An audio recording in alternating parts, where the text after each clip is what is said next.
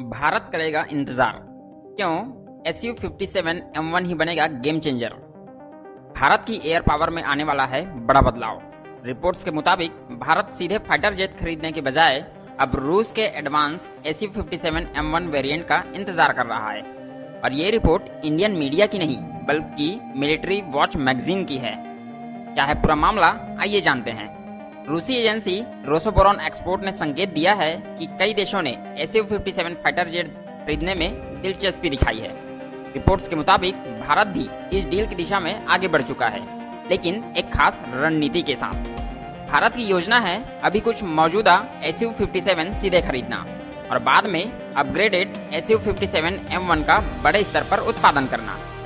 तो licence production क्यों है अहम, आइए जानते हैं। जनवरी 2026 में भारतीय रक्षा मंत्रालय ने बताया कि लाइसेंस प्रोडक्शन भारत में निर्माण की बातचीत काफी आगे बढ़ चुकी है।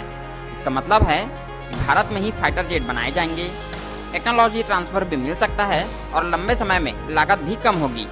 और ये मॉडल पहले भी इस्तेमाल हुआ था, जैसे सुखोई 30 MKI में। तो सुखोई 57M1 में क्या होगा खास? अब आता है असली गेम चेंजर Su-57M1। इसमें संभावित बड़े अपग्रेड होंगे, जैसे नया AL-51F1 इंजन, ज्यादा पावर, बेहतर परफॉर्मेंस, बेहतर स्टील्थ डिजाइन, दुश्मन के रडार से बचने की क्षमता, नया एडवांस सेंसर, पुराने N036 रडार से भी बेहतर होगा। इसमें ज्यादा स्थिरता और सुपरसोनिक स्पीड होगी, जिस पर बेहतर कंट्रोल होगा। और दावा यह है कि परफॉर्मेंस में F-22 रैप्टर को भी चुनौती दे सकता है और थ्रस्ट के मामले में चेंगडू J-20 के बराबर हो सकता है।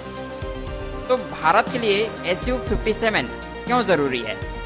अभी भारत के सामने दो बड़ी चुनौतियां हैं, चीन के एडवांस फाइटर जेट और पाकिस्तान के पास चाइना का चेंगडू J-10C। ऐसे में सुखोई 57M1 भारत को एयर डोमिनेंस में मजबूत बना सकता है और चीन के साथ टेक्नोलॉजी गैप को भी कम कर सकता है। क्या भारत अपना वर्जन बनाएगा? बिल्कुल, क्योंकि रिपोर्ट्स कहती हैं कि भारत एक कस्टम वर्जन भी बना सकता है और इसमें संभावित बदलाव इंडियन एवियोनिक्स 2 सीट वाला वर्जन और ज़्यादा स्वदेशी सिस्टम होगा। इसी खास बात है कि रूस ने सोर्स कोड एक्सेस देने का प्रस्ताव दिया है, जो कि रक्षा सहयोग में बहुत बड़ा कदम माना जाता है।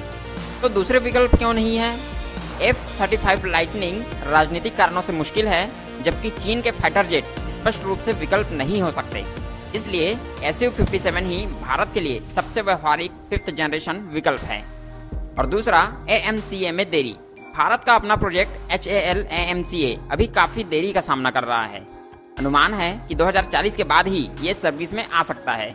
इसलिए बीच के समय में Su-57 जरूरी हो जाता है। तो अगर ये डील पूरी हो जाती है तो भारत की एयरफोर्स को जबरदस्त ताकत मिलेगी और देश को नई टेक्नोलॉजी पर कंट्रोल भी मिलेगा।